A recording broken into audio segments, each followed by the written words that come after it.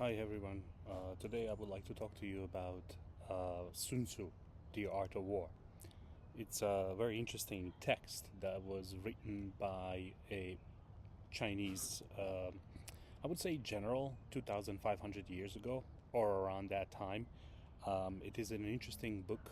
You can actually search it up, The Art of War by Sun Tzu, and you will see that um, there's so many ways of how to fight the war and how to win a war and how to actually prepare for the war.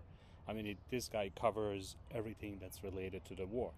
And just reading the contents of Art of War, he says laying plans, waging war, attack by stratagem, tactical dispositions, energy, weak points and strong points, maneuvering, and another interesting chapter that I was actually reading is the use of spies, and I will discuss that now. But it is a very interesting book.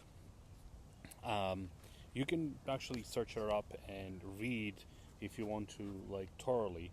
But there are some sections that I would like to um, talk to you about and address.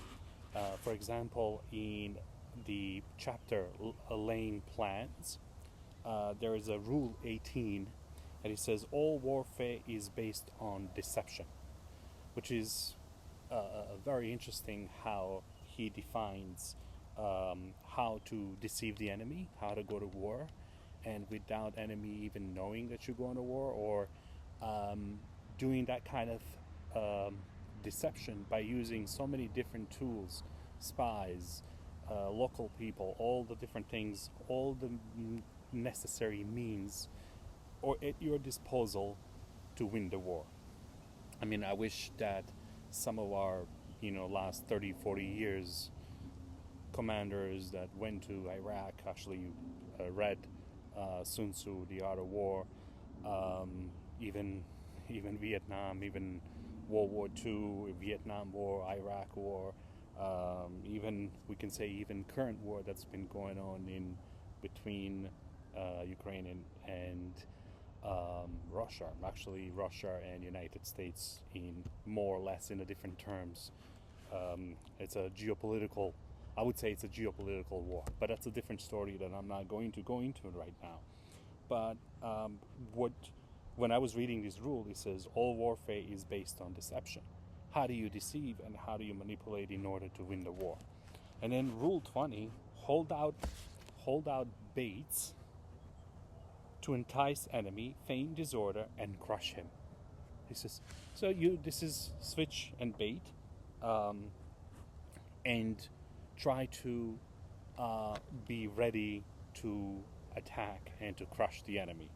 But um, there is there's another rule that is very interesting that he talks about is that you have to defeat the enemy without actually uh, bloodshed, without violence. And how do you get the enemy to surrender without actually, shedding any blood, committing any violence or anything like that? That is another interesting concept, which, like Napoleon, when he went to Italy, he was going through Swiss Alps, and then he somehow by accident bumped into 10,000 soldiers, Austrian soldiers, and he had only 3,000 soldiers. So he appeared and he just, well, by then, Austrian soldiers heard about Napoleon and the way he's winning the war and all that. And it's just interesting how he gets these 10,000 soldiers and the general to surrender.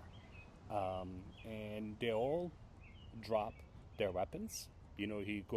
Napoleon actually goes right forward to them and says, you need to, if you don't drop your soldiers, this is what's going to happen to you. And they did, because they saw Napoleon was there, the power and all that, and he got them all to surrender without any bloodshed or anybody getting hurt. And that is an interesting rule and interesting idea. And I think Napoleon also consulted Sun Tzu, The Art of War. However, Napoleon did make some big mistakes. Um, there's another rule, which is um, Rule 23, and it says, if he's taking his ease, give him no rest. Meaning, you cannot allow enemy to recuperate, uh, reunite with the army or anything like that. You have to pursue them and you have to um, kind of conquer them. And the sub rule for that one is, if his forces are united, separate them, which is very interesting. It says divide, divide and conquer, and that's another way of saying that. And there are so many different rules here, including laying out the plans for the war, including laying out the how to use the spies, which is very interesting. Another interesting rule that I taught, it was about the spies, and in this book, here is he divides. There are like 5 spies that you can use if you're waging the war. That is to say, local spies, inward spies, converted spies, doomed spies, surviving spies. One thing that's interesting to me, doomed spies, meaning those are that take the biggest risk. If they get caught, they most likely get killed.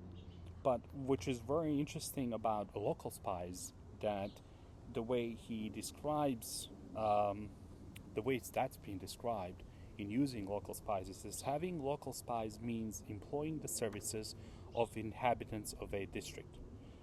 So one of his generals at that time, he says, Tumu says, in the enemy's countries, win people over by kind treatment and use them as spies. And of course, if you kindly treat it, people will kindly respond.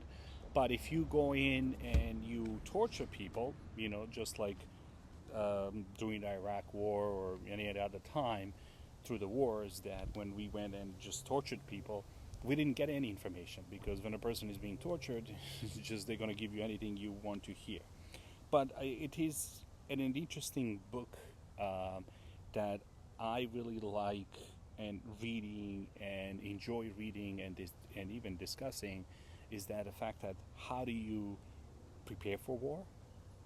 How do you try to win without, shedding blood and committing violence and atrocities? And how do you use?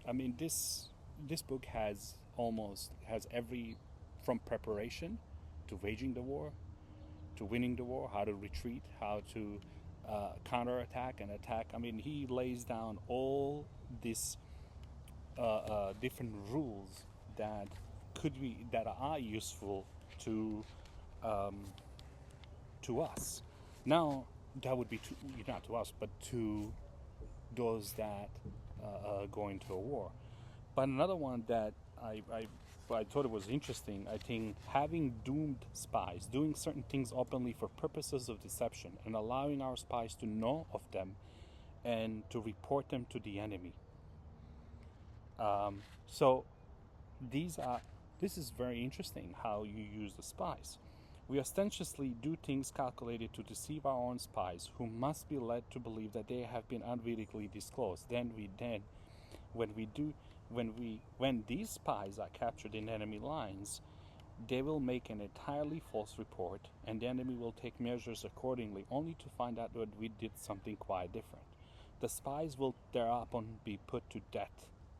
As an example of doomed spies, that is very interesting. This is using humans, using human spies, and we know that it's been done through the history, and it's been still going on as long as we know about human existence and all that there's always been spies going into a war. And this is very interesting how he says, you get the spies, you give them a false information, they convey false information to the enemy, and the enemy acts upon those false information. But then when the enemy finds out that there's a false information, what they do, they actually end up executing the spies, even though those spies, they thought they were conveying the truthful information.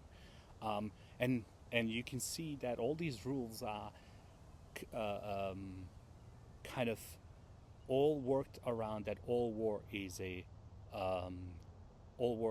deception, and this is every move is a deception. It's like a chess game where you're playing a chess game, but opponent thinks you are moving you're making move A, but you are moving instead of you are making a move B, and vice versa.